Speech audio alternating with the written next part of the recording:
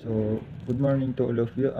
By the way, I'm Mujib Imangka. So, my topic of report is all about deforestation. So, bago natin simulan is ang deforestation ay ang akto ng paglilinis ng mga kagubatan para sa ibang mga layunin tulad ng pagsasaka o pagtatayo ng mga lungsod. Maaari rin itong mangyari ng natural dahil sa mga pangyayari tulad ng mga wildfire.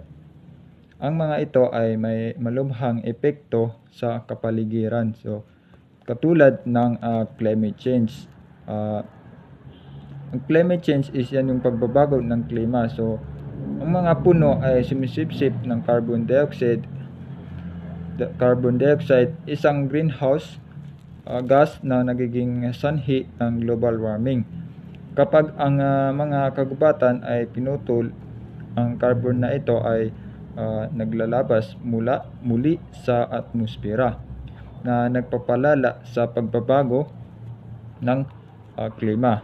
Number 2 is soil erosion. Ang soil erosion ay yan yung erosion ng lupa. So, ang mga puno ay kumikilos na parang akla, pinapanatili ang lupa sa lugar at pinipigilan itong wash away. Kung wala ang mga ito, ang lupa ay nagiging maluwag at nagiging sanhi ng erosion na masama para sa mga halaman at hayop na umaasa dito. So, number 3 is loss of biodiversity. Pagkawalan ng ang loss of biodiversity is maraming mga hayop at halaman ang naninirahan sa mga kagubatan. Kapag ang mga kagubatan ito ay nawasak, nawawala ang tirahan ang mga species na ito at maaari pang maging extinct. So, number 4 is extreme temperature. So, mataas ang extreme temperature naman is yan yung ang mga puno ay nagbibigay ng lilim at tumutulong sa pag-regulate ng temperatura.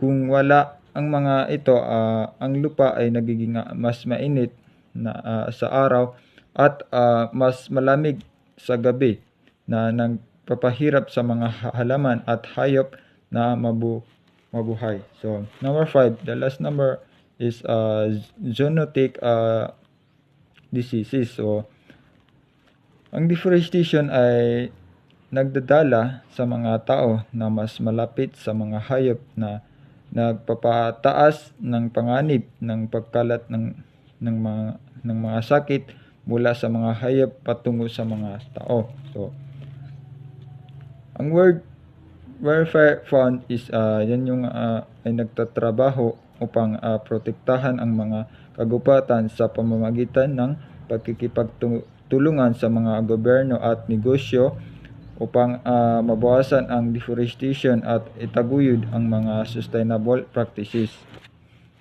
Ang deforestation ay isang malaking problema na nakakaapekto sa ating planeta. Narito ang ilang mga paraan para maiwasan ang deforestation. So, magtanim ng mga puno.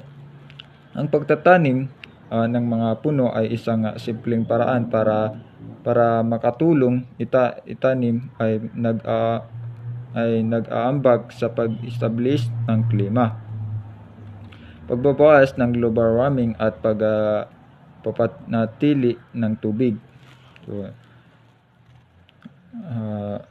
So, number 2 is bawasan ang paggamit ng papel. So, ang papel ay gawa sa mga puno, kaya ang pagbawas ng paggamit ng papel ay isang mahalagang hakbang sa paglaban sa deforestation. Maaari kung gumamit ng digital na mga dokumento, pag-recycle ng papel, at bumili ng mga produktong gawa sa recycled paper. So, number 3 is kumain ng mas kaunting karne. So, ang pag-alaga ng mga hayop para sa karne ay nangangailangan ng malalaking lupain na kadalasang kinukuha mula sa mga kagubatan. Ang pagbawas ng pagkonsumo ng karne ay makakatulong sa pagbawas ng demand para sa mga karne at sa gayon ay nababawasan ang deforestation. So number 4 is suportahan ang mga organization na nagtataguyod sa pagprotekta ng mga kagubatan. So maraming mga organization ang nagtatrabaho upang maprotektahan ang mga kagubatan mula sa deforestation. Maaari kang magbigay ng donation o magboluntaryo sa mga organization ito upang makatulong sa kanilang mga pagsisikap.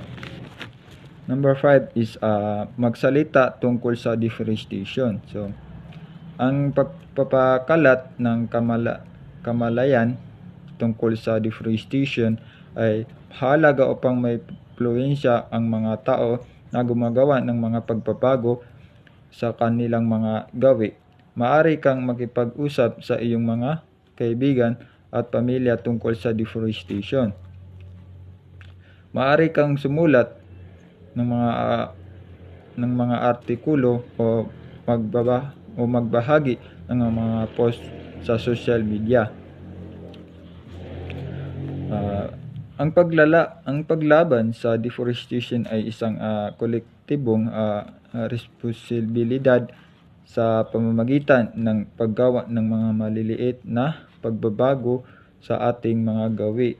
Maaari nating makatulong sa pagprotekta sa ating mga kagubatan para sa mga susunod na generation.